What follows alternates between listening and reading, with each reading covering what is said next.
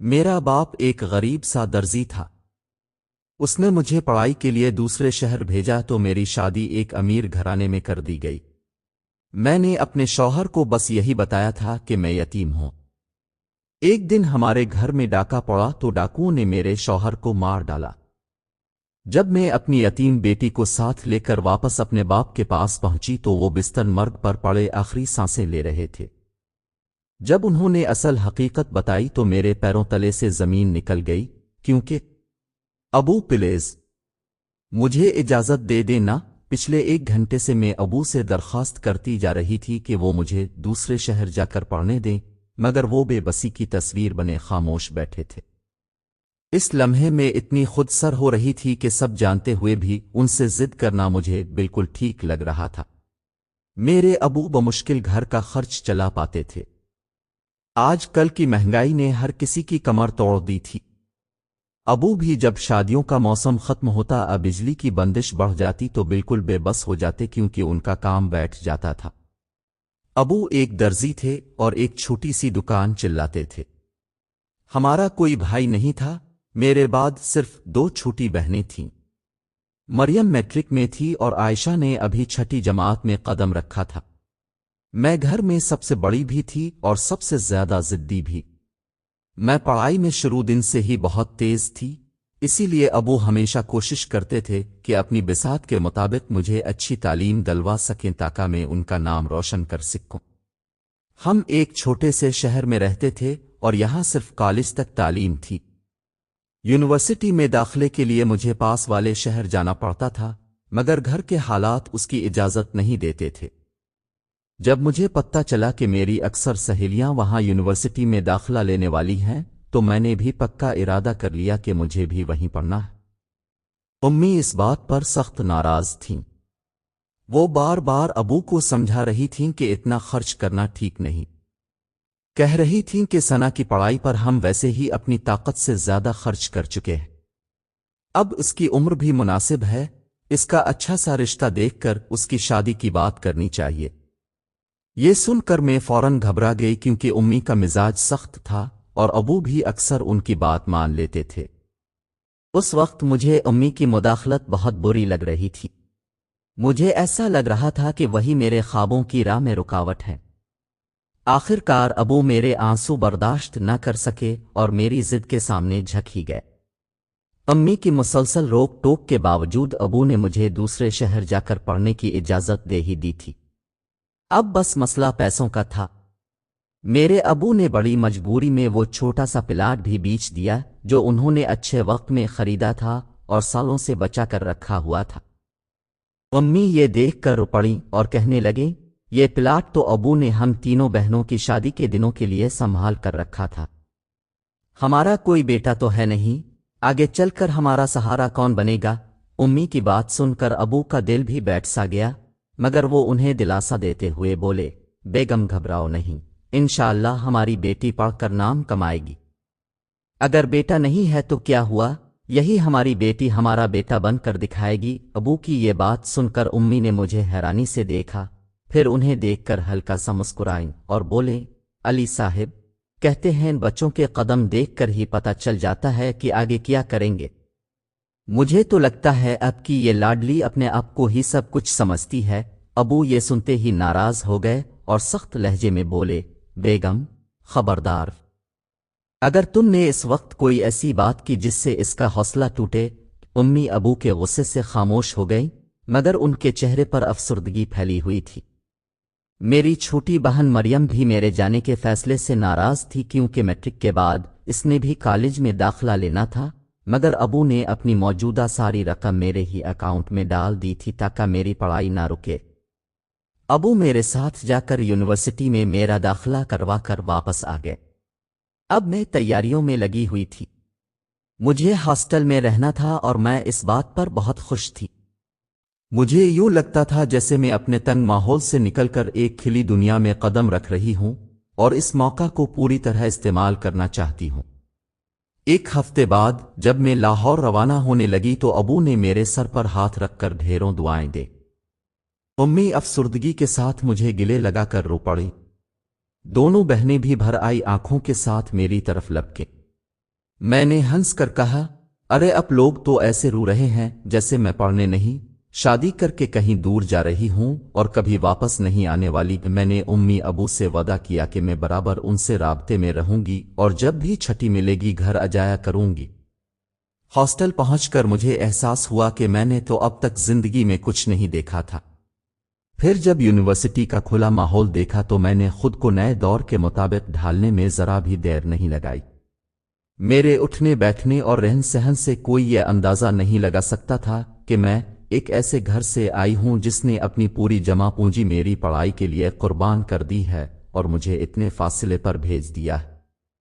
میں نے اپنے لیے ایک اچھا سا موبائل فون خرید لیا تھا اور کپڑوں پر بھی خاص توجہ دینے لگی تھی۔ میں پڑھائی میں دل لگا رہی تھی کیونکہ مجھے یقین تھا کہ تعلیم ہی میری زندگی بدل سکتی ہے۔ یونیورسٹی میں میرا پہلا سال آرام سے گزر گیا۔ شروع میں مجھے جیسے ہی چھٹی ملتی میں گھر چلی جاتی، مگر وقت کے ساتھ ساتھ دوستوں کی رونق اور گھومنے پھرنے کے شوق نے مجھے گھر جانے سے دور کر دیا، اور اگر کبھی چلی بھی جاتی تو صرف چند دن کے لیے۔ امی ابو کو بس یہی کہہ دیتی کہ پڑھائی کا بوجھ زیادہ ہے اس لیے بار بار نہیں آ سکتی۔ کئی بار میں یونیورسٹی کے ٹرپس میں بھی بغیر والدین کو بتائے چلی جاتی جہاں لڑکے لڑکیاں سب ہی آزاد ماحول میں انجوائے کر رہے ہوتے تھے۔ انہی ٹرپس میں ایک دن میری ملاقات مریمان سے ہوئی جو ایک امیر باپ کا لاڈلا اور بگڑا ہوا بیٹا تھا۔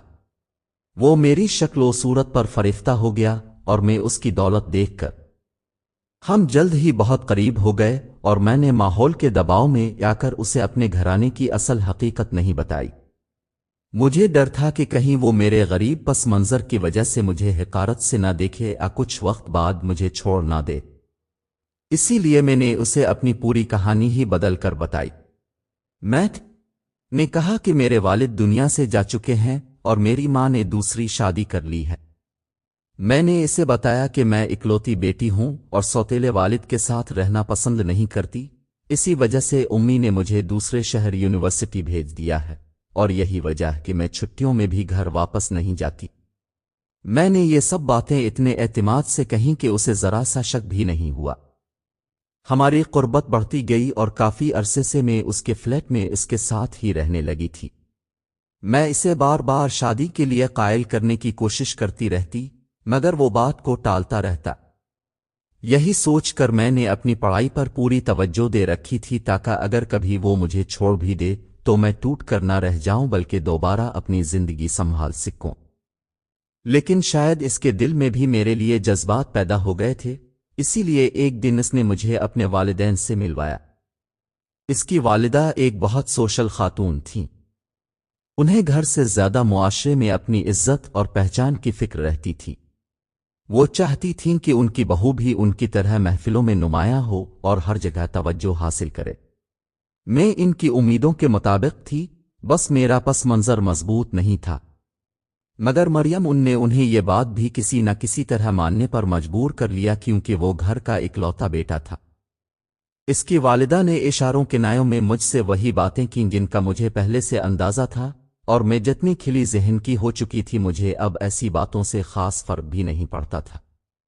میں نے انہیں یقین دلایا کہ میں ان کی توقعات کے مطابق چلوں گی اور اپنے شوہر کے ساتھ سسرال کے کاروبار کو بھی آگے بڑھانے میں ان کی طرح ہی قدم سے قدم ملا کر چلوں گی۔ لیکن میں نے یہ بات واضح کر دی کہ میں شادی سے پہلے اپنی ڈگری مکمل کرنا چاہتی ہوں۔ میرا یونیورسٹی کا آخری سال چل رہا تھا۔ میری چھوٹی بہن مریم نہ صرف پڑھ رہی تھی بلکہ ابو کا بوجھ کم کرنے کے لیے چھوٹی موٹی نوکریاں بھی کر رہی تھی۔ شام میں ٹیوشن پڑھاتی اور آن لائن بھی کچھ نہ کچھ کرتی رہتی۔ ابو اور امی سمجھتے تھے کہ میں اعلیٰ تعلیم حاصل کر کے سب سے پہلے اپنے والدین اور بہنوں کے بارے میں سوچوں گی، مگر حقیقت اس کے بالکل برعکس تھی۔ میں صرف اپنی زندگی کے بارے میں سوچ چکی تھی اور اپنے مقصد تک پہنچنے کے قریب تھی۔ میں نے اپنے گھر والوں سے ہر بات چھپا رکھی تھی۔ جیسے ہی رزلٹ آیا مجھے بہت اچھے نمبر ملے۔ اگر میں چاہتی تو کسی بھی اچھی کمپنی میں آسانی سے نوکری مل سکتی تھی، مگر میں محنت کے سفر کو آگے بڑھانا نہیں چاہتی تھی۔ میں اب ایک آرام دہ اور رنگین زندگی دیکھنے کے خواب میں کھو چکی تھی، اور وہ خواب پورا ہونے کے بالکل دہانے پر تھا۔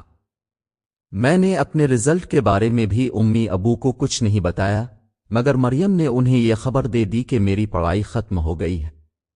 امی ابو سوچ سوچ کر پریشان تھے کہ میں واپس کیوں نہیں آ رہی اور فون کیوں نہیں اٹھا رہی۔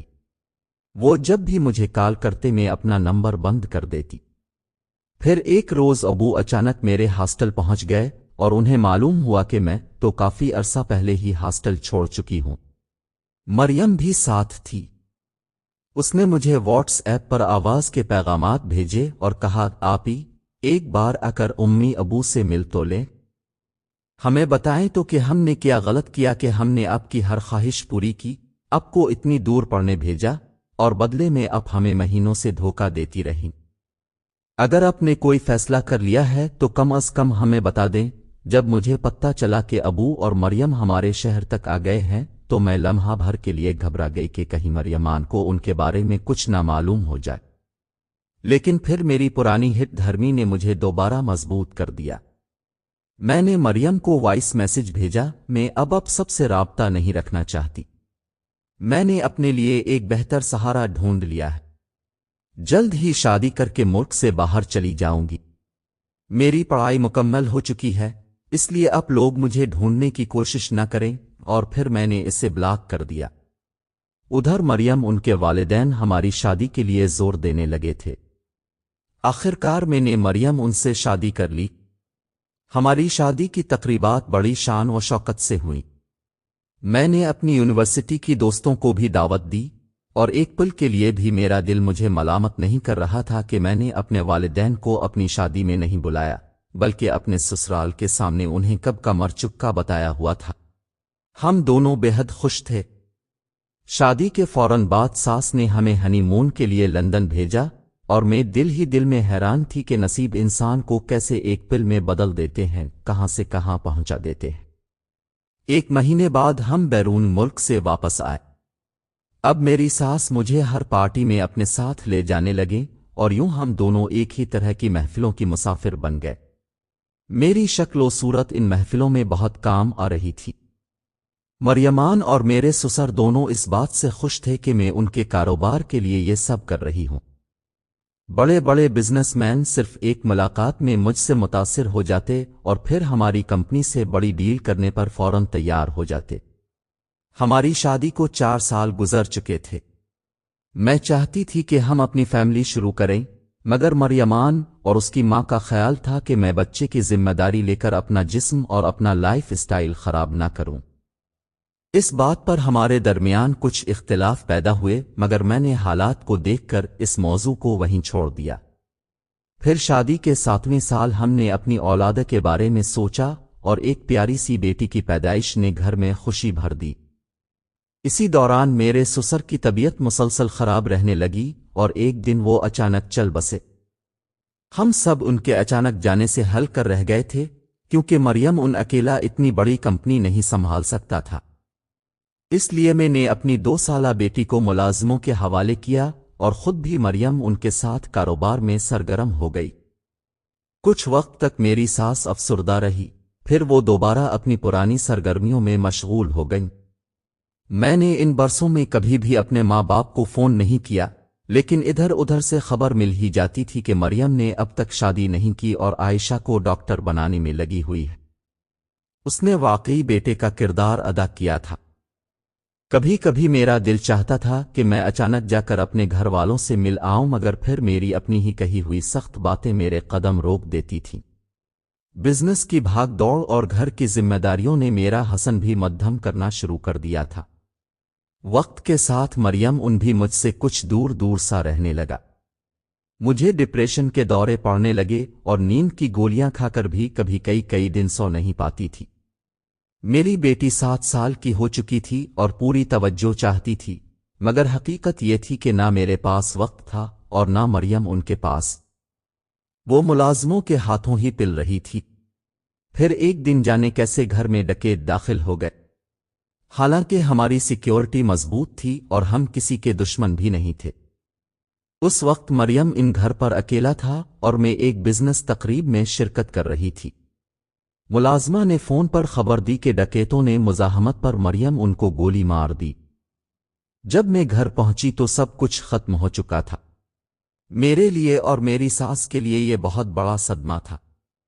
مریمان کے گزر جانے کے بعد اس کے کزنس اور کچھ رشتہ دار جنہیں میں کبھی پسند نہیں آئی، وہ ہم دونوں عورتوں پر طرح طرح کا دباؤ ڈالنے لگے۔ پھر ایک روز میری ساس سو گئیں اور دوبارہ آنکھ نہ کھولی۔ تب مجھے پہلی بار سمجھ آیا کہ ہائی سوسائٹی میں دکھ صرف اپنے ہی اٹھاتے ہیں، وہاں غم میں کوئی کسی کے ساتھ کھڑا نہیں ہوتا۔ دکھ، تنہائی، ذمہ داریاں، سب نے مل کر مجھے یکدم بوڑھا سا کر دیا تھا۔ وہی لوگ جو کبھی مسکرا کر میرے پاس آیا کرتے تھے، اب میرے فون تک کا جواب نہیں دیتے تھے۔ بزنس میں کئی لوگوں کے حصوی تھے، اور جیسے ہی گھر میں کوئی مرد نہ رہا، سب نے موقع دیکھ کر اپنا فائدہ اٹھانا شروع کر دیا۔ مریم ان کے کزنوں نے اپنی جائیداد کے حصے کے لیے میرے خلاف مقدمے دائر کر دیے۔ میری بیٹی ان سب حالات سے بہت متاثر ہو رہی تھی۔ جو گھر کبھی ملازموں کی بڑی فوج سے بھرا رہتا تھا، آج وہاں بنیادی کاموں کے لیے بھی ایک ملازم رکھنا مشکل محسوس ہو رہا تھا۔ بچپن سے آج تک میں نے کبھی کھانا نہیں بنایا تھا، لیکن اب حالات ایسے ہو گئے تھے کہ کچن سے لے کر گھر کے ہر کام تک مجھے خود ہی سنبھالنا پڑ رہا تھا۔ پھر وہ دن بھی آ گیا جب عدالت سے گھر کی نیلامی کا آرڈر آ گیا۔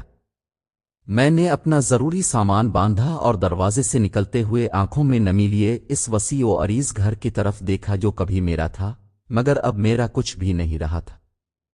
میں نے اپنی زندگی کی اونچی اڑان بھرنے کے لیے اپنے زندہ ماں باپ کو لوگوں کے سامنے مردہ ظاہر کیا تھا، اور قدرت نے مجھے ایسا انجام دکھایا کہ چند ہی مہینوں میں بالکل تنہا اور بے سہارا ہو گئی۔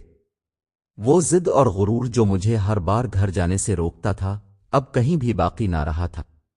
دل میں ایک آس جاگی کہ شاید میرے والد آج بھی مجھے گلے سے لگا لیں گے۔ میں اپنی بیٹی کا ہاتھ پکڑ کر اس بڑے شہر سے نکلی اور اپنے پرانے شہر کی طرف روانہ ہو گئی۔ برسوں گزر چکے تھے، مگر مجھے اپنا گھر اب بھی یاد تھا۔ گلیاں بدل چکی تھیں، مکانات نئے ہو چکے تھے، اور مجھے ڈر لگ رہا تھا کہ کہیں میرے ماں باپ نے بھی گھر نہ بدل لیا ہو، اور کہیں میں سچ میں یتیم نہ ہو چکی ہوں۔ میں نے ٹیکسی والے کو کرایہ دیا اور اپنے پرانے گھر سے کچھ فاصلے پر اتر گئی۔ میں نے خود کو سیاہ چادر سے ڈھانپا ہوا تھا، اور میری بیٹی حیرانی سے ان تنگ گلیوں اور پرانے گھروں کو دیکھ رہی تھی۔ اسے یہ ماحول بالکل اجنبی لگ رہا تھا کیونکہ اس نے کبھی بھی ایسی زندگی نہیں دیکھی تھی۔ میں نے کانپتے ہاتھوں سے دروازے پر دستک دی۔ اندر سے قدموں کی چاپ سنائی دی اور میرا دل بے اختیار تیز دھڑکنے لگا، جیسے میری گزری ہوئی ساری زندگی دروازے کے اس پار کھڑی ہو۔ دروازہ کھلا تو میرے سامنے ایک بوڑھا سا چہرہ آیا جو میری اپنی ماں کا تھا۔ وقت کی سختیوں نے انہیں بہت زیادہ ضعیف بنا دیا تھا۔ وہ مجھے خاموشی سے گھورتی رہے۔ میری بیٹی خوف زدہ نظروں سے اپنی نانی کو دیکھ رہی تھی۔ میں نے آہستہ سے اپنی چادر کا پلو چہرے سے ہٹا دیا۔ ماں کا جسم جیسے لرز سا گیا، اور ان کے پیچھے ایک لڑکی کھڑی تھی جو یقیناً میری چھوٹی بہن مریم تھی۔ عمر نے اس کو بھی بہت بدل دیا تھا، لیکن پھر بھی اس نے مجھے ایک ہی نظر میں پہچان لیا۔ میرے دل میں خوف بیٹھا ہوا تھا کہ میں نے جس طرح ان سب کے ساتھ بے رحمی کی تھی، وہ شاید مجھے گھر میں داخل بھی نہ ہونے دے۔ مگر جیسے ہی مریم کی نگاہ میری بیٹی زینب پر پڑی، اس نے امی کی کمر پر ہاتھ رکھ کر انہیں کوئی اشارہ دیا۔ پھر آگے بڑھ کر زینب کا ہاتھ تھاما اور خاموشی سے ہم دونوں کو اندر لے آئی۔ ہمارے پاس رکھا سوٹ کیس دیکھ کر وہ فوراً سمجھ گئیں کہ میرے ساتھ کوئی نہ کوئی بڑی مصیبت ضرور پیش آئی ہے، تبھی میں اس حال میں اپنے والد کے گھر آ پہنچی ہوں۔ میں امی کے گلے لگ کر پھوٹ پھوٹ کر رونے لگی، جبکہ امی خاموش نظر جھکائے کھڑی تھی۔ مریم میرے چہرے کی طرف بے دلی سے دیکھ رہی تھی، لیکن اس نے زینب کو عائشہ کے ساتھ اندر بھیج دیا۔ میں گھبرا کر ابو کے بارے میں پوچھنے لگی تو مریم نے تنزیہ سی مسکراہٹ کے ساتھ میری طرف دیکھا اور کوئی جواب دیے بغیر اندر چلی گئی۔ امی میرا ہاتھ پکڑ کر مجھے ایک کمرے میں لے گئیں جہاں ابو سخت بیماری کی حالت میں بستر پر لیٹے تھے۔ آواز سن کر انہوں نے امی سے پوچھا، کون آیا ہے دروازے پر؟ ثنا کی ماں۔ یہ سنتے ہی میں زور سے رونے لگی۔ इतने बरस बाद भी अबू की वही पुरानी आदत थी कि वो उम्मी को हमेशा सना की माँ कहकर पुकारते थे। मैं लपक कर अबू से जा मिली। वो मुझे अचानक अपने सामने देखकर हैरान और बेबस हो गए। हम दोनों बाप बेटी रोते ही जा रहे थे, एक दूसरे के चेहरे को छू छू कर देख रहे थे, जैसे यकीन ही ना आ रहा हो कि हम वाकई एक दूसरे के सामने हैं। मैंने अबू के सामने हाथ जोड़ दिए और सिसकते हुए कहा, अबू प्लीज मुझे मुआफ कर दी। मैंने बहुत गलत किया है। मैंने आपका दिल तोड़ा, आप लोगों को छोड़ दिया। प्लीज मुझे मुआफ कर दी। अबू ने मेरे सर पर हाथ रखकर आहिस्ता से कहा, बेटा मैं तो तुम्हें कब का मुआफ कर चुका हूं। बस एक ही दुख था कि पता नहीं तुम दोबारा मेरी जिंदगी में आ भी सकोगी या नहीं। मरने से पहले एक बार तुम्हें गिले लगा लूं, बस यही ख्वाहिश थी। यह सुनकर उम्मी बे-इख्तियार तड़प उठी और रोते हुए बोले, आपको कितनी बार कहा है ऐसी कमजोरी वाली बातें न किया करें। खुदा न करे आपको कुछ हो। मैं हैरानी और परेशानी के मिले जले एहसास के साथ उम्मी को देख रही थी। उम्मी आहिस्ता से बोले, बेटा तुम्हारे अबू को ब्लड कैंसर है, वो भी आखिरी स्टेज। डॉक्टर कह रहे हैं वक्त बहुत कम रह गया है। ये बात सुनते ही जैसे मेरे अंदर की सारी ताकत खत्म हो गई। मेरी आंखों के सामने बचपन की हर याद घूमने लगी। वो लम्हे जब अबू ने कभी मेरी किसी ख्वाहिश को रद्द नहीं किया, मेरी जिदोहे के सामने हमेशा झक जाते और मेरे बहनों के आने के बाद भी मुझे ही सबसे ज्यादा लाड से रखा। अम्मी थक कर बाहर चली गईं और अबू ने मेरा हाथ पकड़कर अपने पास बिठा लिया। वो आहिस्ता से बोले, शानज़े मुझे तुम्हें एक बात बतानी थी। बरसों पहले भी कहना चाहता था लेकिन मौका नहीं मिला। अब चाहता हूं कि हकीकत तुम्हें बताकर ही इस दुनिया से जाऊं। मैंने घबरा कर फौरन उनकी बात काट दी और रोते हुए कहा, अबू प्लीज ऐसी बातें ना करें। मेरी जिंदगी में तो सब कुछ बखर गया है। मैं तो बिल्कुल तन्हा रह गई हूं, इसीलिए आपके पास लौटी हूं। फिर मैंने उन्हें सब कुछ बता दिया, अपनी शादी, बिजनेस, शौहर और ससुर के इंतकाल तक का हर वाकया। ये भी कि सास के जाने के बाद पूरा खानदान कैसे मेरे खिलाफ हो गया और किस तरह मुझे घर, पैसा और सब कुछ खो देना पड़ा। अबू मेरी बातें सुनते रहे, फिर खामोशी से आंखें पोंछकर बोले, बेटा दुनिया में ऊंचाई और पस्ती दोनों आती है, मगर इंसान कभी इन लोगों को नहीं भूलता जिनके सहारे वो ऊपर पहुंचता है। तुम्हारे जाने के बाद मरियम ने घर को जिस तरह संभाला है तुम शायद सोच भी नहीं सकती। उसने हमारे अखराजात, आयशा की पढ़ाई, अपना कॉलेज सब अकेले चलाया। वो रुके, फिर धीमी आवाज में बोले, बेटा इसके कई रिश्ते आए, मगर मरियम ने हर बार यही कहा कि अगर वो शादी कर ले तो उसके बूढ़े माँ बाप और छोटी बहन कहाँ जाएंगे। उसने सारी जिम्मेदारी खुद पर लेकर हम सबको संभाला। फिर उन्होंने मेरा हाथ मजबूती से थामा, शान से। जिंदगी मुश्किल जरूर होती है मगर नामुमकिन नहीं। हिम्मत करो, खुद को संभालो। इंसान चाहे तो किसी भी मोड़ से अपनी जिंदगी दोबारा शुरू कर सकता है। मैं शर्मिंदगी से सर झुकाए बैठी थी क्योंकि मरियम की जिंदगी की इस मुश्किल का असल सबब में ही थी। काश मैं खुद गर्जी न करती और कामयाबी मिलने के बाद अपने ही घर वालों से लाताल्लुक न होती तो आज सब कुछ बदल चुका होता। भले हमारा कोई भाई नहीं था मगर मैंने भी माँ बाप के दिल तोड़ने में कोई कमी नहीं छोड़ी। उन्होंने अपना सब कुछ कुर्बान करके मेरी पढ़ाई पर लगा दिया और मैं तालीम मुकम्मल होते ही दुनिया की चमक में गुम हो गई और उन्हें मुकम्मल तौर पर भूल बैठी। उम्मी कमरे में खाना ले आई थी। मेरे मना करने के बावजूद उन्होंने मुझे और मेरी बच्ची को अपने हाथों से खाना खिलाया।